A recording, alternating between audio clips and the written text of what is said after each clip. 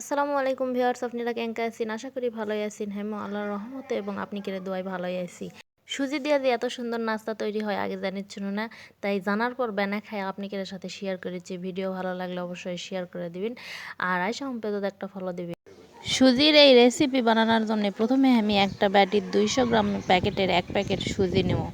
বড় চামচের 2 চামচ ময়দা দেব, একটা ডিম দেব। ডিম আরও 2-1টা বেশি দিলেও সমস্যা নেই। বড় চামচ দিয়ে 2 চামচ পরিমাণ চিনি দেব আর 1 চামচ চা চামচ দিয়ে 1 চামচ বেকিং পাউডার দেব। সবগুলো উপকরণ হাত দিয়ে মিক্স করে নেব, ভালো করে মাখবো। ভালো করে মাখলে তাহলেই বোঝা যাবে পানি কতটি লাগবে। তারপর অল্প না পানি দেবো।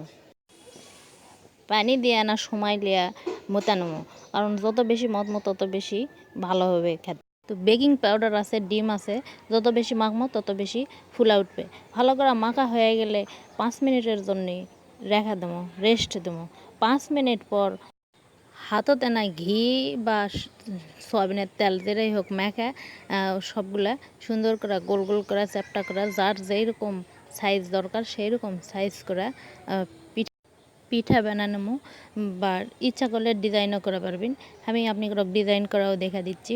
হাতের তেলার মধ্যে লিয়া 2 দিক থেকে ঘুরা চাপ দিয়ে পিঠা বানালিছি। বানালে একটা চাকুর মাথা হোক বা চামচের মাথা হোক দিয়া চারিদিকে আনা দাগ কেটে নিলেই সুন্দর ডিজাইন হয়ে যাচ্ছে। ইনকা করে আমি সবগুলা পিঠা বানালিছি।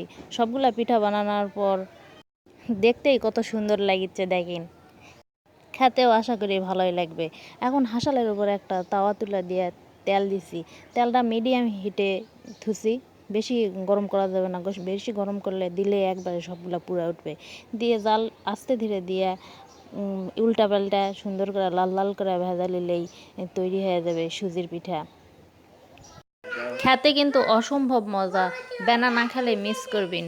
উপরে ক্রিস্পি আর ভিতরে নরম তুলতুলা কেকের মতো। দেখেন ভ্যাঙ্গা দেখা দিচ্ছি, ভিতরে কোনো রকম কাঁচা থাকবে না বা নরম থাকবে না। এত গরম যে আমি হাতত বেশিক্ষণ থুয়াই পারল না। ধন্যবাদ সবাক এতক্ষণ ধৈর্য ধরে আমার ভিডিও দেখার জন্যে।